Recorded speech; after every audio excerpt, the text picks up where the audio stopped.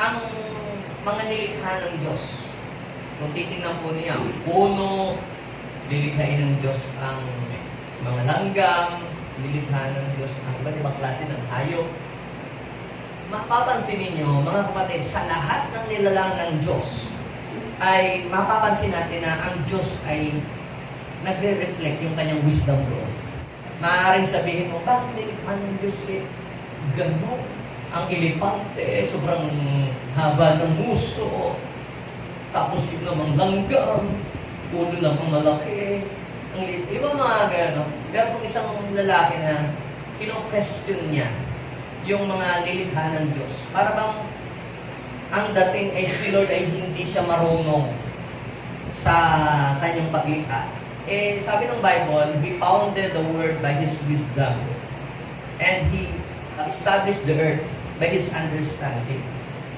Minsan, meron ko isang lalaki na siya ay parang nag-rebelde kay God.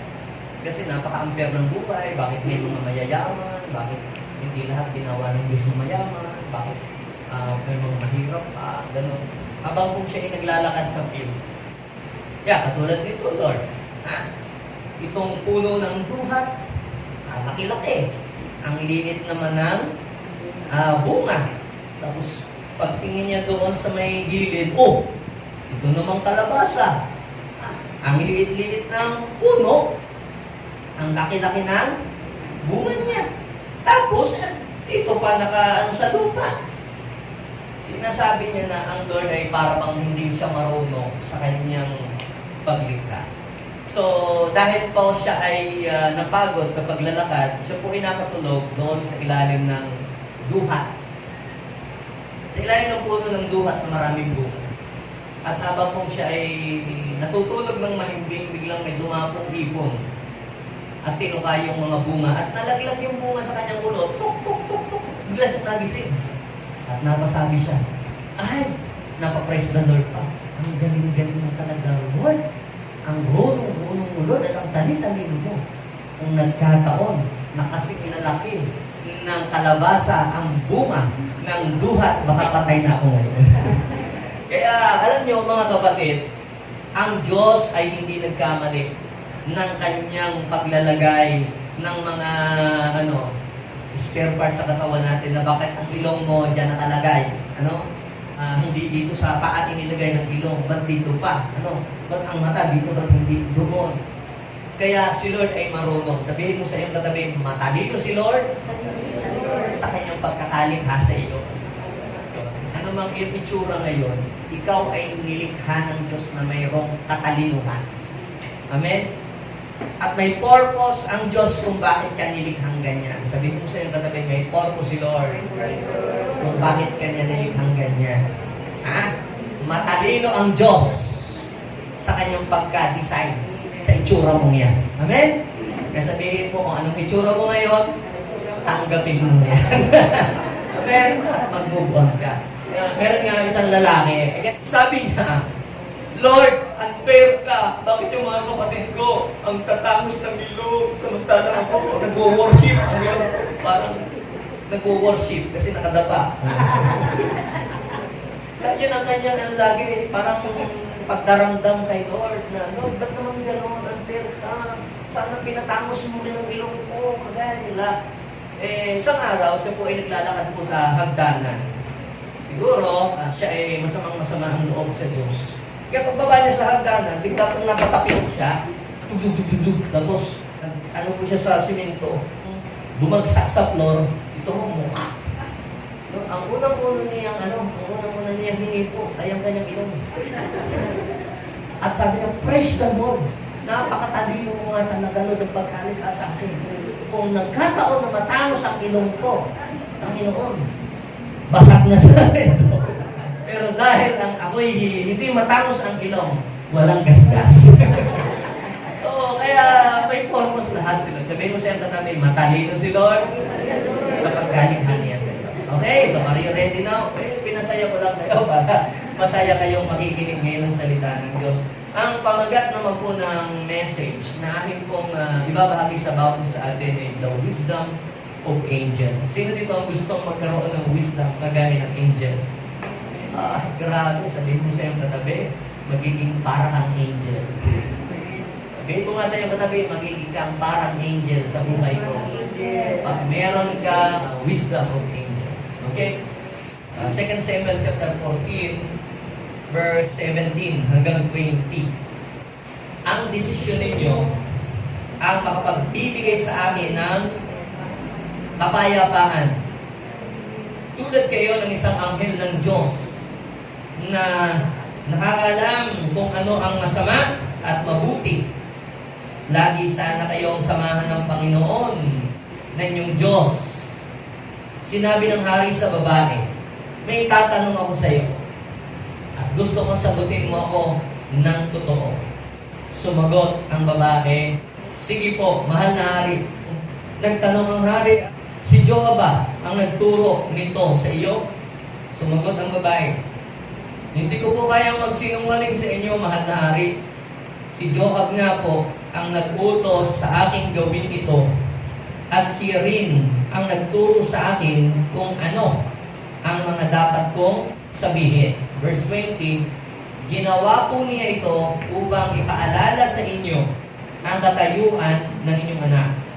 Ngunit kayo, kamahalan, ay kasing talino ng anghel ng Diyos at alam ninyo ang lahat ng nangyayari sa lupain. May the Lord bless His word this morning. Si David po ay meron po siyang isang magiting na pinuno. Isang magaling na pinuno. Kaya lang, lately, parang naging rebellious na siya. Naging rebellious na siya kay David. Kaya mismo si David ay hindi na masyadong nagtitiwala sa mamang ito 100% dahil meron na nga siyang proof na siya ay hindi na siya faithful kay David. At siya po ay umiisip ng paraan para siya ay magkaroon ng isang tagapamuno para mag-aaklas sa king, para mahati ang kingdom. Naisip niya na ang maging pinuno niya ay si Absalom para kakalabanin ng hari. Ngayon, wala naman siyang kayahan para si Absalom ay pauwiin doon sa kanila pong place. Si Absalom po ay ipinatapo ng hari sa isang malayong lugar dahil meron din po itong ginawa na hindi kaaya-aya sa pamilya ng hari. Ngayon, ang ginawa po ni Joab, naghanap siya ng isang babaeng matalino rin. At siya po ay nakakita sa tikowa ng isang babae.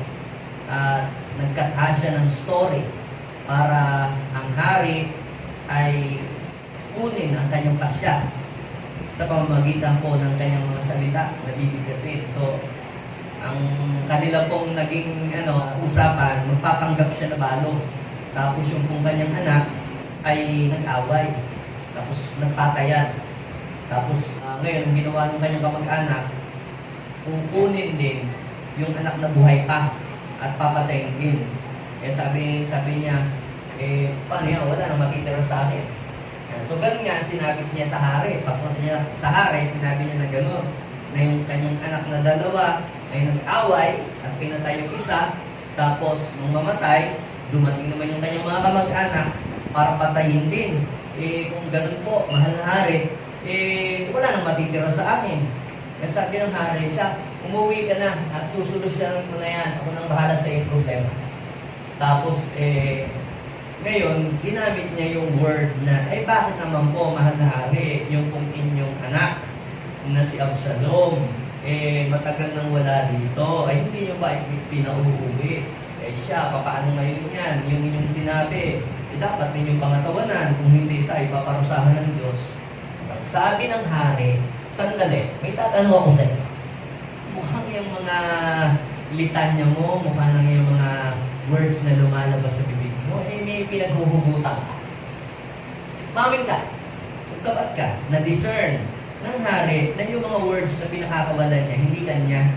Sabi ng hari, yung bang kwentong yan, may kinalaman ba dyan si Joab?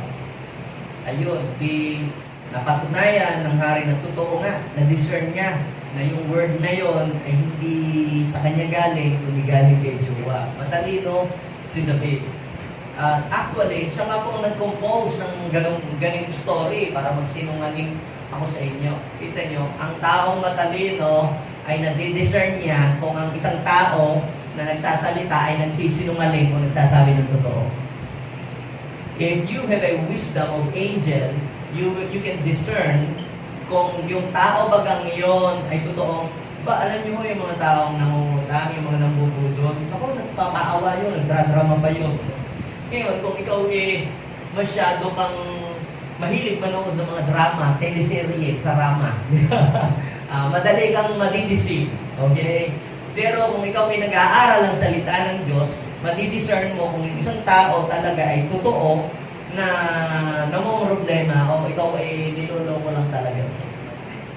Na ikaw ay bibiktimahin. Gusto niyang biktimahin yung hari. Okay? So, sabi niya, may kinalaman ba dito si Joab? Umamin ka, magsabi ka ng totoo. Sabi niya, opo, mahal na hari. Sa totoo lang, ayaw ko magsinungaling sa inyo. Anong sabi niya doon sa verse 20? Ginawa po niya ito upang ipaalala sa inyong katayuan ng inyong anak. Ngunit kayo, kamahalan, ay kasing talino ng anghel ng Diyos. At alam niyo ang mga nangyayari sa lupain. So, kinumpara ng babae na si David daw po is wise like an angel. Alam ng mga taga-Israel ito, ng buong Israel. Alam nila yan.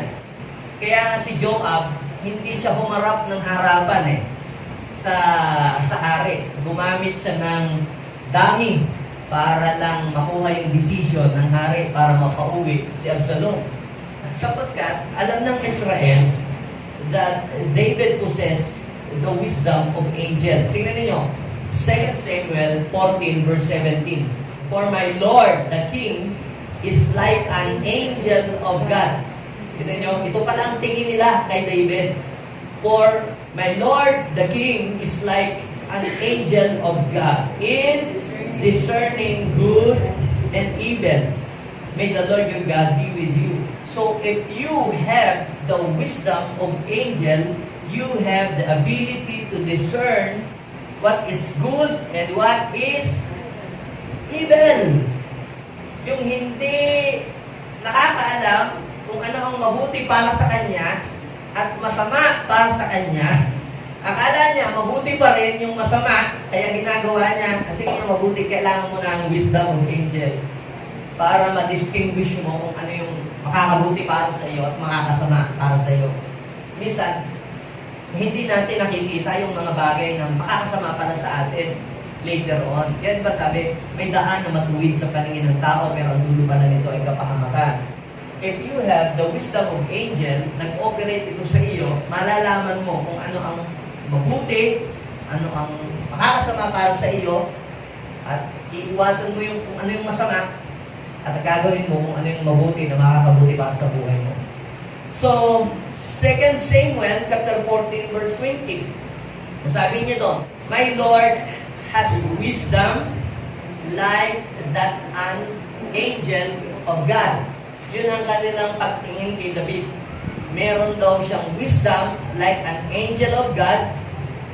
He knows everything that happens in the land. Mapansin nyo? So, ang taong may wisdom, merong alam. Diba? So, how angels demonstrate their wisdom? Now, bakit ko po ito naibahagi sa ating lahat? Upang malaman natin what kind of wisdom that we can ask to God. Nag-share po ako doon sa mga kabataan sa online. Na-share ko yung the wisdom of the sheep. Bakit? Dahil napagtanto ko na kailangan nila ito.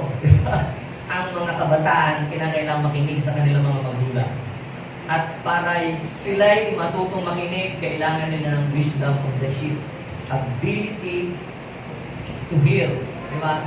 Sila po ay mga excellent listeners. Diba sabi ng Bible, my sheep hear my voice. Ano pa? They follow me. John chapter 10 verse 5. Hindi sila nakikinig sa tinig ng iba. Pag hindi nila shepherd, hindi sila nakikinig, lumalayo sila. So, ang mga sheep, ano yan? Pag sila ginugupitan, hindi sila umaangat. Alam niyo ang mga sheep, kailangan talaga nilang gupitan pag malabo na ang kanilang balahibo at kuko sapagkat nagiging mabigat na ang kanilang katawan at hindi sila makakilos at yung kanilang kuko ay may tendency sumabit sa mga ugat. So kaya para sa kanila, mabuti ang sila'y gupitan. Kaya sila ay hindi umaangat. Kaya kung ikaw ay tumatanggap ng correction at tumatanggap ka ng pagtutuwid, pagdidisiplina, you have the wisdom of the sheep. Are you with me? Now, ano yung wisdom of angel? Bago tayo makahingi sa Diyos ng wisdom of angel, we must understand what is the wisdom of angel. So, paano nag-function ng para malaman natin ang wisdom ng angel, tingnan natin sa Bible, paano nag-function sa Bible ang mga angel. Paano sila kumilos? Paano sila nag-behave in the presence of God or before God. And then, mamaya, mag-prepare tayo together. Nabibigyan tayo din ng Diyos ng karunungan, kagaya ng wisdom ng angel. Gusto niyo po yun? Yeah. Paano sila nag-behave? How angel demonstrate their wisdom.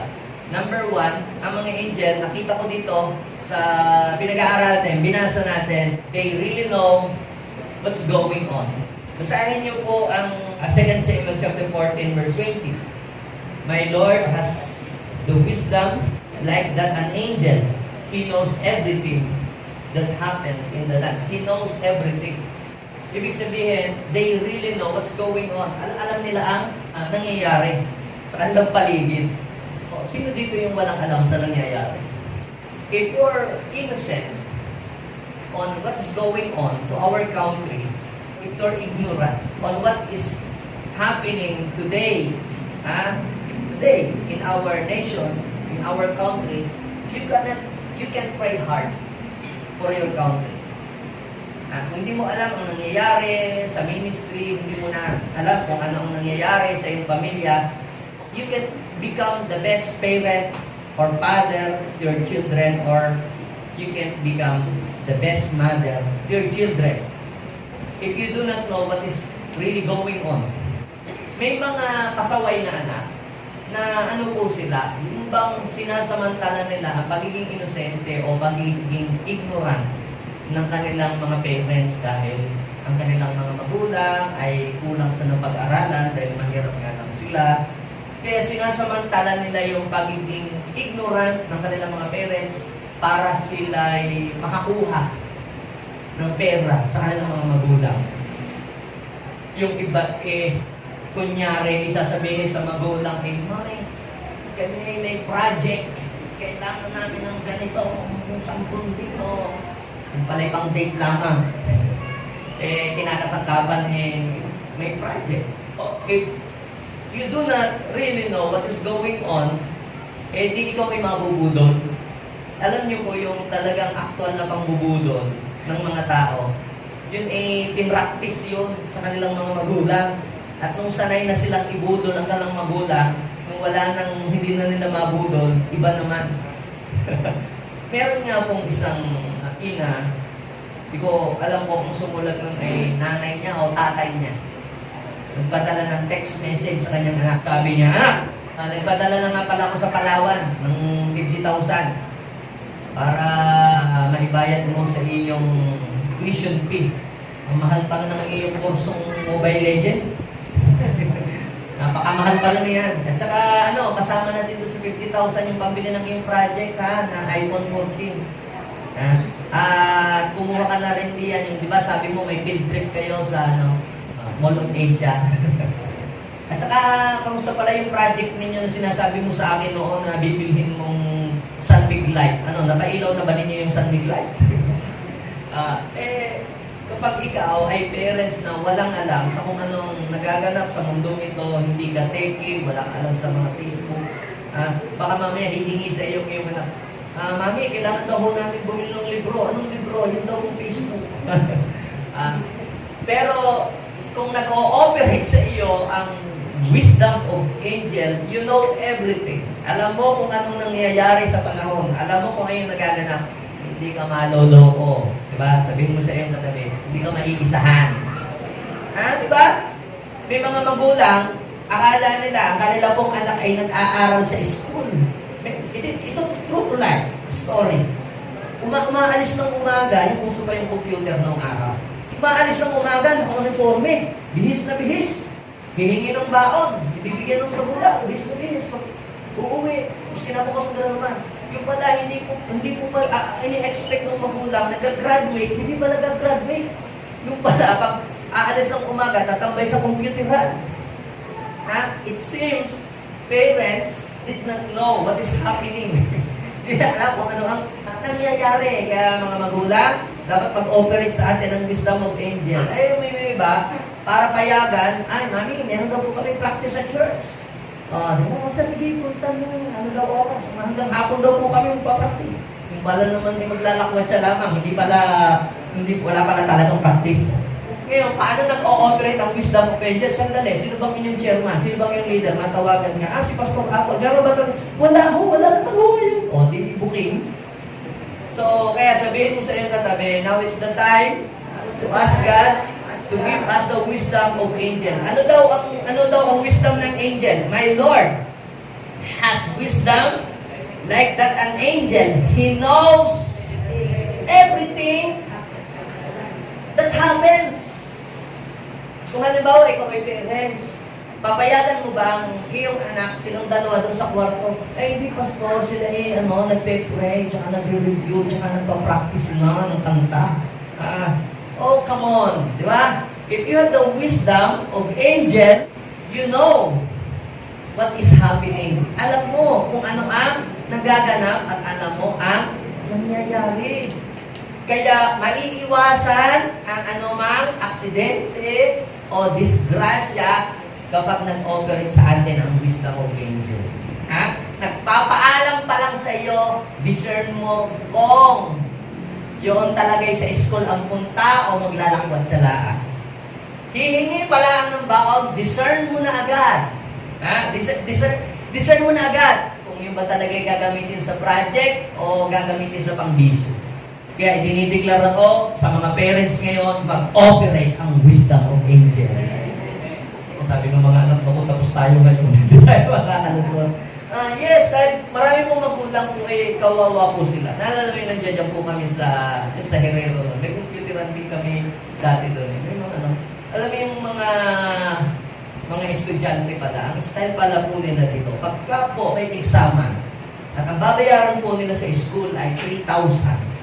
Ang ginagawa po nila ay sila po'y nagpapaprint po ng resibong kamukhang kamukha. Yung kagaya po doon sa resibo ng school. Yung 3,000, ginagawa po nilang 13,000. At siyempre, nasa abroad ho, papadalang allowance, papakita ngayon. Sila naman magbibigay.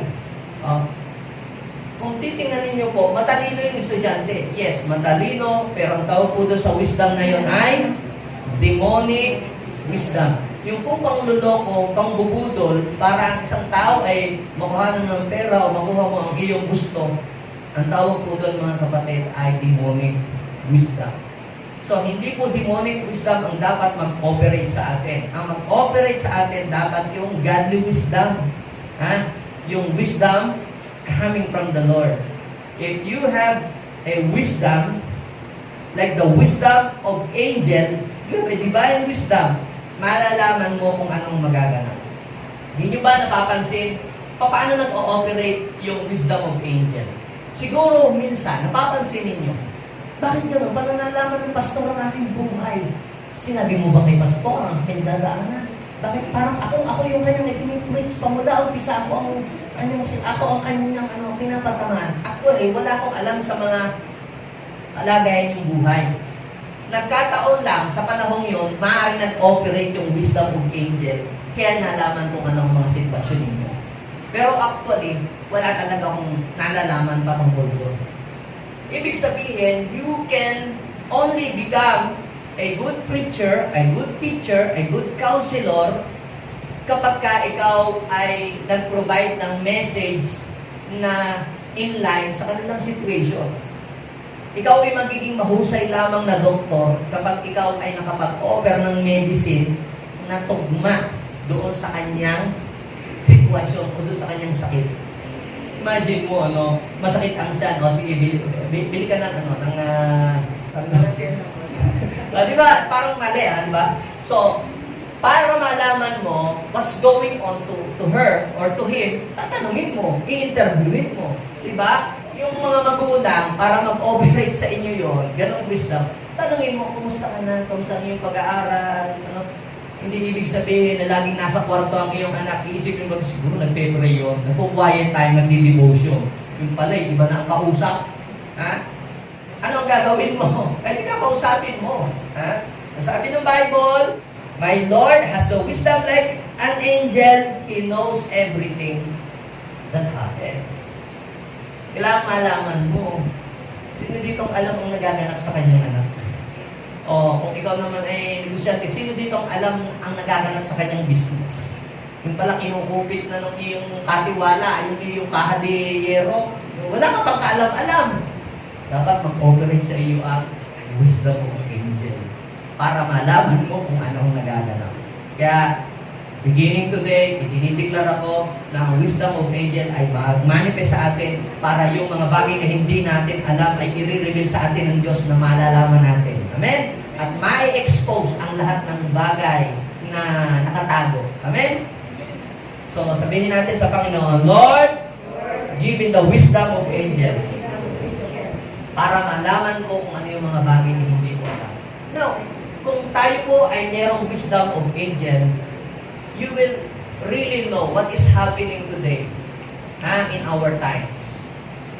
Nagkakaroon ng mga gera, nagkakaroon ng mga lindol, nagkakaroon ng mga tagutom, nagdidigma ang bansa laban sa kababansa.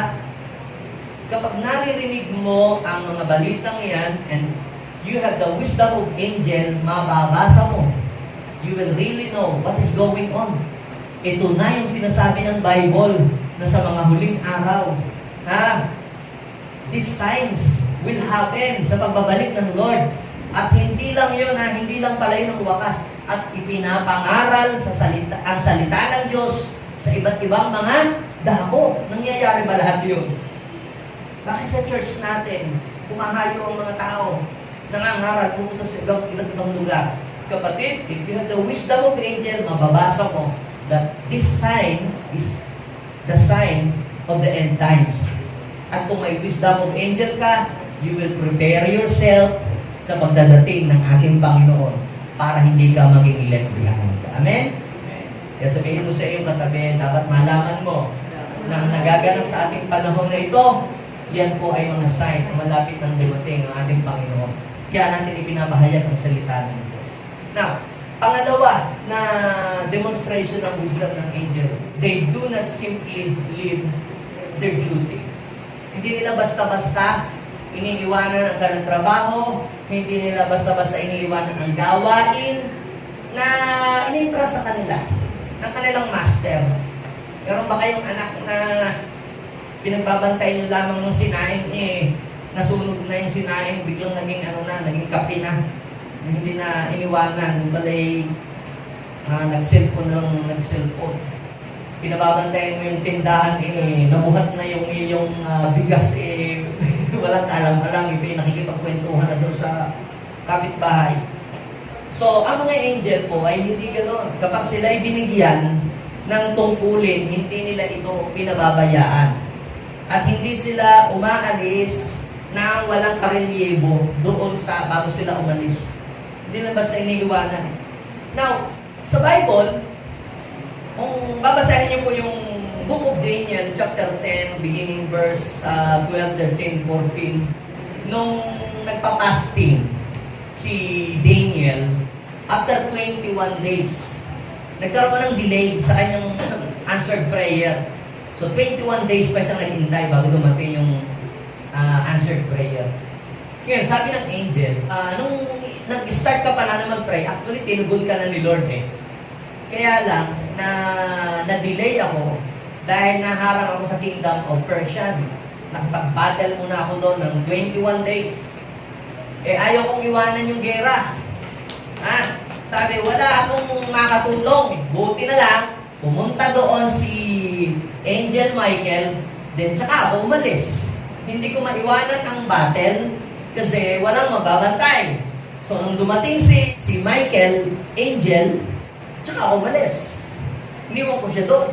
Pumunta ako dito. para sabihin sa iyo kung ano ang pinasasabi ng Lord. Now, pagdating doon sa verse 20 ng Daniel chapter 10, verse 20 and 21, sabi niya, babalik uli ako doon. Kasi wala daw siyang makatulong. Anong ibig kong sabihin? Pag tinignan yung mga angel, sila po, pag binigyan mo sila ng trabaho, hindi nila pinapabayaan. No? Sarap i-hire ng mga ganyan na mayroong wisdom of angel. Yung bang minamahal ng trabaho nila, pag binigyan mo ng ministry, hindi basta iniiwanan. Minsan, yung iba, pagka binigyan mo ng ministry, biglang pinababayaan dahil nandun na para sa birthday, sa piyestahan pala. Hindi mo na alam kung ano na nangyari, nagkagulo na, napabayaan na yung gawat. So, the person who possess the wisdom of angel, hindi niya pinababayaan kung ano yung bagay na inintra sa kanya ni Lord. You know, church, you can see that David possessed the wisdom of angel. Bata pa lang siya, meron na siyang taglay na wisdom of angel. Tingnan niyo. Yung tatay niya, inutusan siya na magdala ng pagkain sa kanyang mga kapatid para may merienda. Kaya lang, ito pong si David, nag-aalaga ng kanyang mga tupa. Pero sabi ng 1 Samuel, chapter 17, verse 20, hindi siya basta umalis, hindi nila basta iniwanan yung kanila pong mga tupa. Bakit? Kung basta na lang siya aalis, nang walang bantay dun sa mga tupa niya, ano ang mangyayari? Pwedeng kainin ng mga leon at oso ang kanilang mga tupa. So, concerned siya doon sa mga inintra sa kanya ng kanyang tatay. So, if you have the wisdom of angel, hindi ka na basta nagtatrabaho at kumikita ka ng pera. Concerned ka doon sa trabaho. Bakit? Kung hindi mo aayusin yung trabaho at nalugi ang kumpanya, sinong maapektuhan? Hindi lang naman yung kumpanya mo pati yung iyong source of income. Hindi ako, basta ako sumusweldo Akala, hindi lang basta ako kinsenos katapusan ng meeting at nakita. Hindi nag-operate sa iyo ang wisdom of angel. Hindi mo ba alam na kaya ka kumikita ay dahil sa tagumpay ng iyong kumpanyang iyong pinagtatrabahuhan? At kung hindi ka magtatrabaho ng ayos, at iniisip mo lang, basta ako'y may tinatanggap, pinsenos katapusan. Pero hindi ka nagtatrabaho ng ayos, kasi pinababayaan mo. Hindi mo tinatapos yung iyong mga project, yung iyong mga report, hindi mo ginagawa. At bumagsak yung negosyo. At humina ang kita ng iyong pinagtatrabahuan. Sa palagay mo, hindi maapektuhan ang income mo. Maapektuhan, hindi. Maapektuhan. But if you have the wisdom of angel, darating sa akin na kailangan kong pagbutihin itong ginagawa ko. Bakit? Para lalong maging matagumpay ang kumpanya na aking pinagtatrabahuan, lalong umunlad. At syempre, pag umunlad ang kumpanya na pinapa-asikaso sa akin, sino ang mabibless? Ako rin. Sino makakatanggap ng commission and increase? Ikaw din. Bakit? Ang tawag ng wisdom of angel. Yung walang wisdom of angel, pabaya sa trabaho. Pabaya sa ministry na pinagkatiwala ng Diyos sa kanya. Kaya, mga magulang at mga kapatid, ang mga JA1 na nandito kausap mo ngayon ay mayroong taglay na katalinuhan ng anghel. Hindi nila pinababayaan ang mga ministry, ang trabaho, ang negosyo na pinagkatiwala sa kanila ng Panginoon nang walang nagbabantay o walang tumitingin. Si David, ang sabi, tingnan nyo, ano ang ginawa ni David? Kapares ng angel, di ba? Yung angel, hindi siya umalis hanggat hindi dumarating si Michael. Ito rin naman, hindi rin umalis hanggat wala nagbabantay. Kita nyo, kinabukasan, maagang bumangon. Sabihin mo sa iyong katabi, ang mga anghel, maagang bumangon. Amen? Kaya sabihin mo sa iyong katabi, maaga dapat ang gising. Yan. Hindi yung gising ng demonyo, tulog ka pa. Maagang gumising para hindi malate sa first service. Kinabukasan, maagang bumangon si David. Ipinagbili niya sa iba ang tupang inaalagaan at nagpunta sa lugar ng labanan, dala ang pagkain na ibinigay ng kanyang ama. Nang dumating siya daw po sa labanan, yun, nandun ang gera. So, kung kayo halimbawa, ganito, meron kayong ministry, meron kayong hinahandal na gawain, huwag kang basta na lamang umalis. Bago ka umalis, dapat meron kang pinaghahabilinan. Ako'y wala ako Sunday, ikaw na munang bahala ha. Basta huwag kang mag-alala kung paano kumikilos sila sa akin, ganyan ang pagkilos na gagawin sa iyo ng Lord. Pag ganun ka, meron kang wisdom of angel. Alam niyo po, mga kapatid, ano bang ating binild natin, o itinayo sa pamamagitan ng ating effort, sa pamamagitan ng ating husay, kung hindi natin ito, wala tayong kakayahan na ipasa o ipagkatiwala sa iba o pabantayan din sa iba. Basta na lang natin iiwanan. Kung pwedeng mawala lahat yung ating ibinil ng maraming panahon. Sayang naman, no? Halimbawa, bigla akong kinuha ni Bishop na magturo sa isang lugar. Bigla na lang ba akong mawawala sa Sunday? Ay, ba't wala sa pastor? Ano niya ako? Hindi ko lang, dadating ko siya. Hindi. Bago ako umalis, kukuha ko ng magtuturo para ako'y wala. Kaya kahit ako'y wala, tuloy ang service. Amen? At kung ako naman ay wala, mga kapatid, yung narito ako, wala ako dito, parehas lang yun. Ang importante, narito si Lord. Kung sino mang magpapahayag dito ng mensahe, pakinggan niyo yun. Bakit? Dahil yung mensahe yung galing kay Lord. O wala yun sa kung sino ang nandito sa unahan. Sila ay mga mouthpiece lang na ginagamit ng Lord. Now, si David, sabi ng Bible, ay hindi niya basta iniiwanan yung kanyang trabaho. Okay? At kung ikaw ay may wisdom of angel, hindi mo basta iniiwanan ng iyong trabaho, hindi mo basta iniiwanan ng iyong negosyo, bago ka umalis, dapat may nagbabantay mo. Amen? Yes. Pagbalik mo, wala ka ng negosyo, wala ka ng trabaho, basta mo na lang iniwanan. Basta ka na lang namasyal. Bago mo gawin yon, see to it na mayroong magtitingin o magbabantay o. Hindi nila pinababayaan. Kaya sabihin mo nga sa iyong katabi, do not leave the valuable things unattended. Yan ang mga may wisdom of angels. Yung mga valuable things, hindi nila basta iniiwanan lang na nakalapag dyan. Kahit ito ay church. Di ba? Huwag mong hayaan na ang mga valuable things basta nandyan. Bakit? Dahil hindi mo alam, may pumapasok pala naman dito kung hindi naman talaga natin kasama. Di ba? Yung iba naman padala ng kaaway. If you have the wisdom of angel, hindi mo basta-basta iiwanan na lang yan iyong gamit dyan, o kung saan-saan dyan, iniiwanan mo sa sasakyan, ilalagay mo sa medyas, yung pera, tapos iiwanan mo doon sa upuan. Diba? Hindi ganoon. Yung inyong mga bag na may pera, hindi mo ilalagay sa bahay mo na may malapit sa bintana. Sino dito ang nag-iiwan ng mga gamit na may pera at saka mga iPad at iPhone na malapit sa bintana? Huwag niyong iwanan doon. Bakit? Mamaya merong makapasok na pusang itim ang ulo, na mahaba ang kamay, na madukot yung inyong bag niyo, tapos iyak kayo, bakit naman? Ano ka pinabayaan? Wala kang wisdom of angel. Di ba? Pinabayaan mo. Kaya mga valuable things, basta nyo na lang iniiwanan dyan, mga kapatid, I pray na bigyan kayo ng wisdom of angel na you will never leave the valuable things unattended. Hindi mo iiwanan walang nagbabantay. Lalo na yung mga importanteng mga gamit ninyo na po pwedeng mawala. Huwag nyo basta-basta ipapatong dyan. Ilalagay ko kung saan man dyan. Yan. So, pag nawala yon, dahil sa iyong kapabayaan, ang term doon ay kapabayaan, ang tawag doon, ikaw ay kinulang ka ng wisdom. Okay? So, pangatlo, ang mga angel pala, napansin ko sa Bible, they are diligent servants. Sabihin natin, diligent servant. Sila ay masisipag. Ano daw ang mga angel? Sabi ng Bible, sa Hebrew chapter 1, verse 14. Ano ba ang mga angel? Sila daw ay mga spirit. Pag sinabing spirit, hindi natin nakikita. May angel ba dito, pastor? Yes! Pero hindi natin nakikita.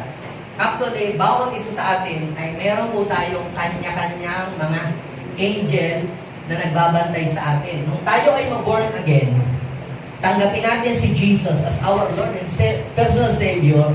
Dati kasi, nung mabisyo ka pa, nung namumuhay ka pa sa kasalanan, nung tagapagbantay sa iyo si Tanging. Si Tanging ang nagbabantay sa iyo at saka mga demonyo. Yan. Pero nung na-born again ka, tinaga mo si Jesus, sinipanan ni Lord yung mga devil sa gilid-gilid mo. Ha? At anong ginawa ng Lord? Binigyan ka ng angel na magbabantay sa iyo saan ka man pupunta. Yun ang aalalay sa iyo. Sabi ng Bible, sila daw po ay mga espiritu, spirit being, di natin nakikita, naglilingkod sa Diyos, at sila daw po isinugo para tumulong sa mga liligtas. So, malino yun. Sino yun? Sa iyo at sa akin. Para tutulungan ka. So, we can command angels na, Lord, sugoy mo ang iyong mga anghel, ako po ay magbabiyahe ngayon, ilayo mo po kung sa kapahamakan, kung sa anumang mga padala ng kaaway ng mga aksidente o disgrasya, maging safe ang aming buhay. You can command the angel. Yung pong mga demonyong spirit sa paligid na naglalagay ng mga hindi magagandang elemento dito, gapusin sila, itapos sa walang nataliliman. No? I command the warring angel to arrest every demonic spirit dito sa bahay namin. O, dito ikukuman mo ang angel. Ang angel, mga kapatid, they are spirit being, at sila po mga kapatid ay diligent servant. Kung ano yung iyong sasabihin, sila yung mabibilis. Kumikilos ka agad. Para po silang hangin.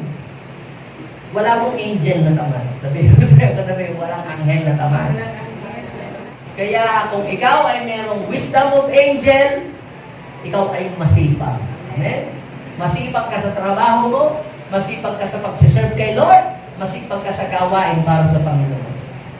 So may wisdom of angel ba dito? Tingnan nyo ha, John chapter 1 verse 51. Sabi doon, ang mga angel daw po ay akyat baba. Tayo nga, linggo na lang tayo mag-aakyat baba. Tinatamad ba ako? Ate, kasi ako tamad ng pastor ko mag-pilot. Ang taas-taas. Tinatamad ka lang. Actually, kung sinisipag ka, ay palagay ko excited ka. Ang mga angel, sabi doon, manhik manaog. Kita nyo, alin ang mas mataas? Yung langit o yung third floor? Grabe ka naman, no? Attend ka na nga lang ng pagpupunta ka sa Baguio, ang sipag mo. Pagpupunta ka sa church, parang tinatawag kang gumising. Ha? Kaya sabihin mo, ang mga may wisdom of angel, masipag, dumalo sa gawain ng Panginoon. Lalo na pagdating sa Panginoon, masipag sila. Ang mga angel, susunod lang sila kapag nag-command tayo. Kapag yung nag-command sa kanila ay namumuhay sa kabanalan. Pero pag namumuhay na sa kasalanan, hindi susunod ang angel. Pero pag ikaw ay namumuhay sa kabanalan, sa katuwiran, isang command mo lamang, tatakbo agad ang angel. Now, let's compare the angel kay David. Kasi kinumpare nila si David sa isang angel. Tingnan ninyo. Ang mga kapatid daw po ni David, ay nakay Saul. Nagtratrabaho. Nandun po sila sa labanan. Actually, wala naman nangyayaring labanan eh. Iringan lang at sigawan. Tingnan nyo.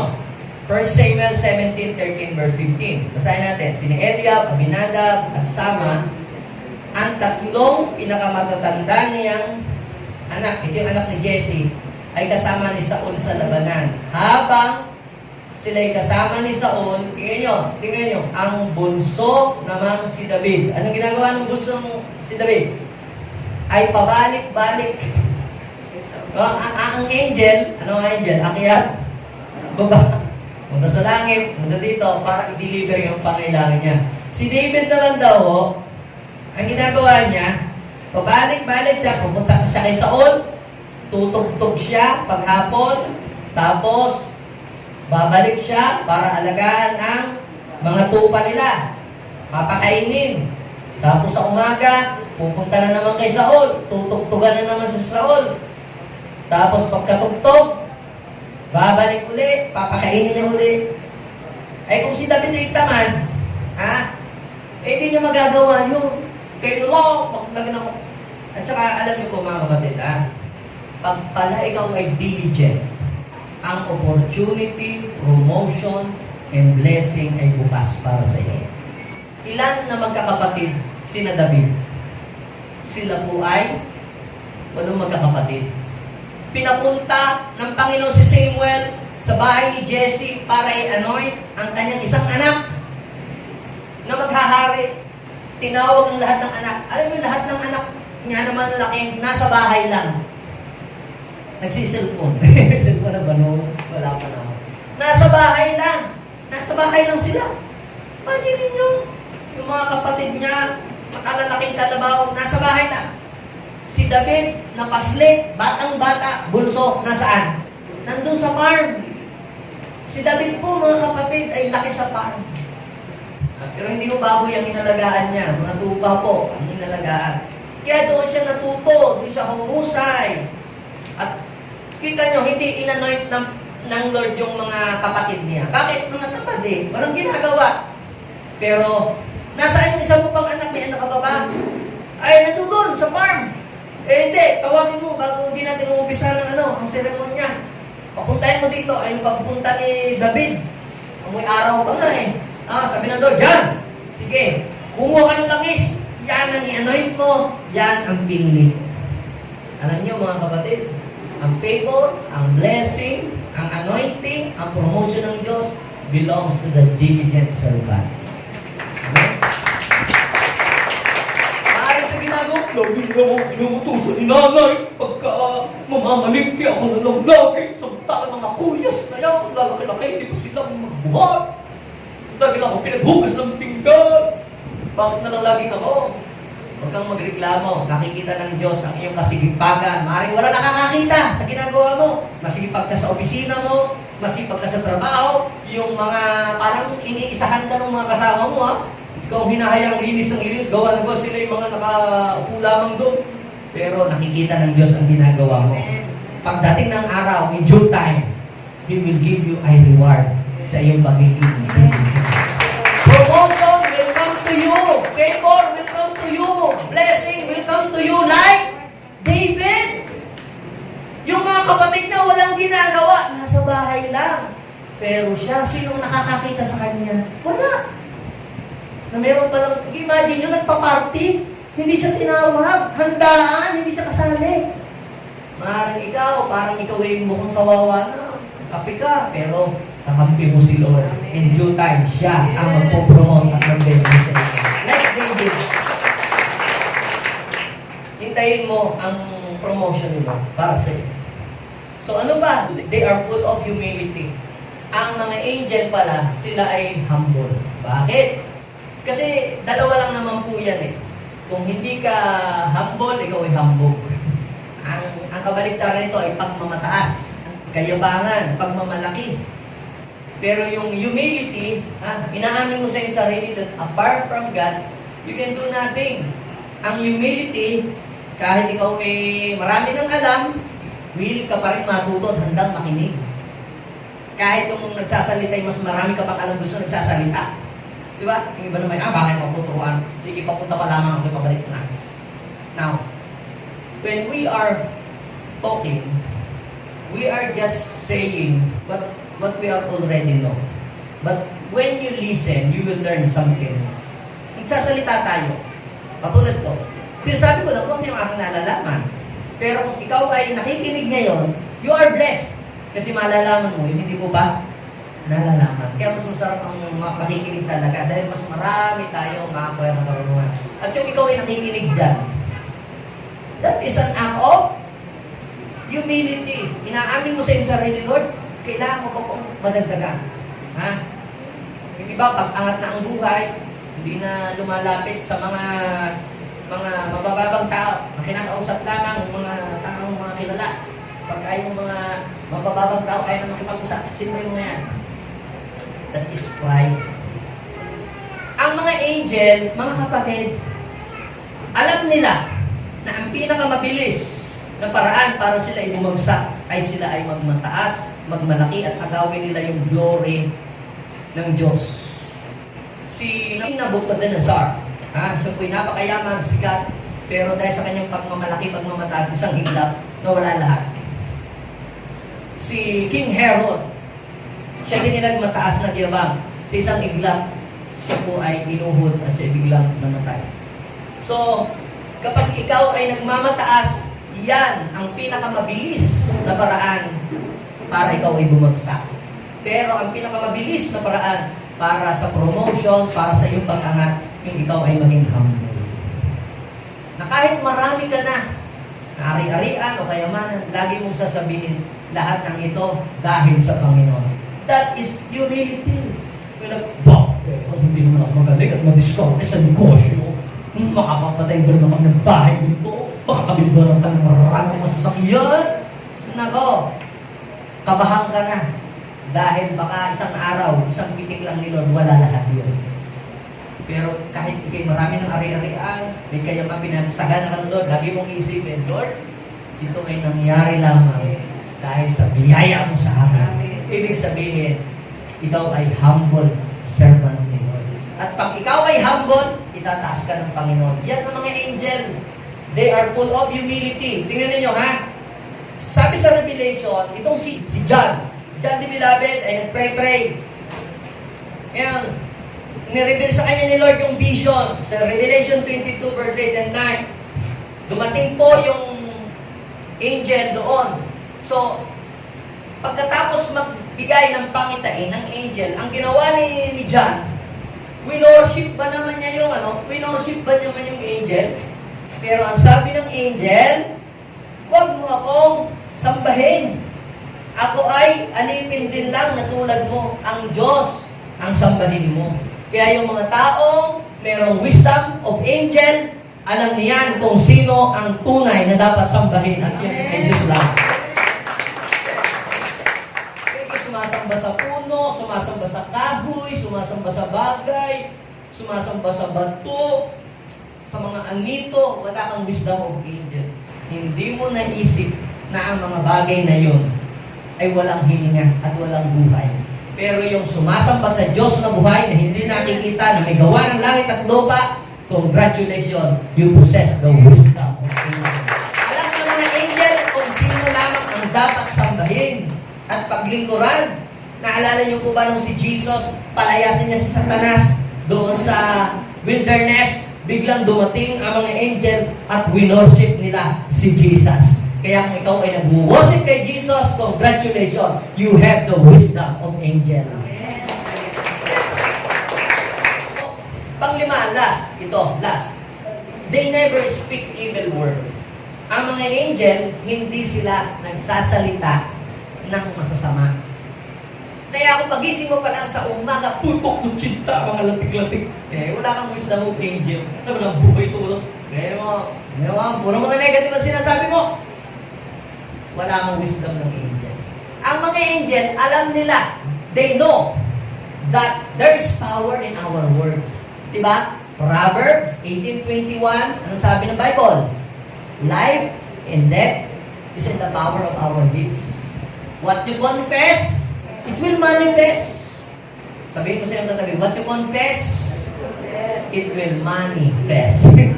So, mag-confess ka ng money will come to me and it will manifest. Okay? Mag-confess ka ng blessing will come to me. Pero mo ganun, ang blessing ay dadali sa aking pamilya. Hindi yung puro mura, naman ang buhay ito, malas-malas naman. Tingnan nyo, ha? Sa Judas chapter 1 verse 9, sabi dito, kahit si Miguel na pinuno ng mga anghel, kita nyo, si Miguel daw na pinuno ng mga anghel, nang makipagtalo siya sa Diablo, Diablo na, ang ano niya dito, nakaharap. Tungkol sa bangkay ni Moses, ay hindi nangahas gumamit ng paglapastangan. Kita nyo? Hindi gumamit ng mga evil words, bad words. Diba? Ikaw, pag pinagsasabihan mo ng mga anak, anong ginagamit mong words? Diba? Mga puro evil words. Dapat yung mga good words. Ano sabi niya? Ang tanging sinabi niya ay parusahan ka nawa ng Panginoon. So if you have the wisdom of angel, you will avoid evil words. Come out from your lips. Ang lalabas sa iyong bibig ay mga bagay na makapagpapalakas ng iyong kapwa, mga salitang nakapagbibigay ng kaalaman sa buhay ng ibang tao. Do you want the wisdom of angel to manifest in your life? Now, before I end, nakita ko po sa Bible na meron palang blessing na ibinigay ng Diyos para sa mga angel. At hindi lang yung wisdom ng angel ang matatanggap natin ngayon. Even yung blessing na ipinrepare ng Diyos para sa mga angel ay tatanggapin mo din. Amen? Ang mga angel ay laging nasa presence ni Lord. Amen? If you want the wisdom of angel to manifest in your life, dapat ikaw ay laging babad sa presence ni Lord. Makinig ka ng mga worship song, makinig ka ng mga word of God, kung wala kang ginagawa, kung naglalaba, or whatever, or kung nagdadrive, dapat ikaw ay laging nasa presence ni Lord. At ang mga angel ni Lord, sila ay laging nasa kanyang presence. Now, sabi po ng Psalm 78, verse 23 and 25. Yan, basahin natin. Gayon pa man, itong Diyos nag-utos sa kalangitan at ang mga pinto agad-agad nabuksan. Now, I am declaring today sa inyong mga buhay na kung mga umattend ngayon na mabuksan ang langit sa inyong mga buhay. Kayo na mga naninirahan sa presence ni Lord. The windows of heaven are always open para sa iyo at para sa iyong pamilya. Kanino kaya yun? Sabihin natin, bukas ang langit lagi para sa ating lahat. Ang pinto ng langit ay mabubuksan. Come on, verse 24.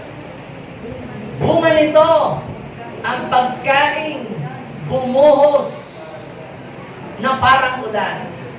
Idinitiklara ko sa inyong buhay, hindi lang mabuksan ang langit sa mga JA1 people, bumuhos ang pagpapala ng Diyos na parang ulan. Yan. Dinideclare ko this year, idideclare ko sa lahat ng mga nagtataglay ng karunungan ng angel, may bubuhos ngayon na pagpapala sa inyong buhay. In Jesus' name. Sabi natin, ine-claim ko yan sa buhay ko. Akin yun. Ang pagkain nilang mana sa kanalay ibinigay. Sabihin natin, meron palang mana. May mana. Alam nyo, yung kayo po yung kayo po pupunta sa church, wala kayong pamasahe, tapos biglang may naglibre sa inyo, that is mana. Wala kayong makain, tapos maya-maya, may nagbigay sa inyo ng isang sakong bigas. We can call it mana. Kita nyo, wala kang pang-tuition, nagpe-pray ka, Lord, sana makapag-aral yung aking anak, wala pa po bayaran na sa school. Tapos yung iyong tita, nagpadala ng blessing sa iyong account. What can we call that? Pero kung araw-araw na lang, sino kayo magbibigay dyan? Sino kayo? Yan ay masama na. Kaya sabihin ko sa iyong katabi, sa mga tao nagtataglay ng wisdom of angel, laging may mana na ipoprovide si Lord. Ano ang sabi ng verse 25? Ang kaloob na pagkain ng angel. What is the food of angel? Now, hindi yan literal na tinapay lang, ha? Yes, merong literal na tinapay na pagkain at give us this day our daily bread. Sabi po doon ay, hindi sila nagkulang. Masagana kung dumating. Hindi magkukulang ang mga nakikinig ngayon ng salita ng Diyos. Ang sabi sa verse 25, kita nyo, sabi doon, ang kinain nila ay pagkain ng anghel at binigyan sila nito ng Diyos hanggat gusto nila. Sabihin ko sa inyo tabi, hanggat gusto mo, ibibigay ng Diyos sa'yo. Now, what is the food of angel? Alam niyo po, ang sabi ng Deuteronomy ito nabasa ko, Deuteronomy 8, verse 3. Binigyan sila ng pagkain na hindi nila kilala para patunayan sa kanila na hindi lamang sa tinapay na bubuhay ang tao. Ginamit din niya ni Jesus, mention not by bread alone, but by every word that comes from the mouth of God. Every time you listen to the message of God, every time you listen to the preaching, that is the food of angel. Amen? Kapag pinapangaralan ng iyong magulang sa ikabubuti mo, tanggapin mo yung pagkain ng anghel yun. Sabihin mo sa iyong katabi, you will possess the wisdom of angel. Come on, tayo lahat ay tumayo. Yes, Lord, idinideklara ko sa oras na ito na ang mga anak mong nagtataglay ng karunungan ng angel.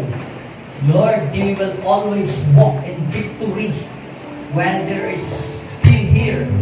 Hindi kami madadaya ng kaaway. Hindi kami maloloko ng diablo. Hindi kami, Panginoon o Diyos, mabubutol ng kahit na sino. Lord, mag-operate sa amin They will know and discern what is evil and what is good. Maraming salamat po, Lord. Father, we surrender ourselves to you. Inaamin namin that apart from you, we can do nothing. Inaamin namin, O Diyos, sa aming buhay, na kami ay kulang pa. Please, we are asking for more wisdom. Lord, we are asking for more wisdom. Help us to manage the blessing that you have given to us para hindi po ito mawala. Bagkus ito ay dumami pa. Bagkus ito, Panginoon, ay madadalang pa. I pray for divine wisdom to release. I pray for the wisdom of angel to pour out to your people today. Mag-manifest ang wisdom of angel. Kung ano yung revelation na dumating sa kanilang buhay, ito ang mangyari para sa kanila. Yes, Lord. Yes, Lord. Pwede ba tayo mag-pray? Lagyan natin ating kamay sa ating puso. Sabihin natin, Panginoon Jesus, thank you for the wisdom of angel. I surrender my life to you, God. Inaamin ko po, ako ay kulang. Tulungan niyo po ako. Dagdagan niyo pa po ang kahunungan na aking tinataglay. Gusto ko pong maging blessing sa maraming tao. Maghari ka sa puso ko. In Jesus' name, Amen. Ako na lang ang mag-pray. Father God, I declare open heaven to your people, to your children. Let the blessings of angel and wisdom pour out to your people today. We will always walk in victory. The wisdom that we have received from you, O Lord. In Jesus' name.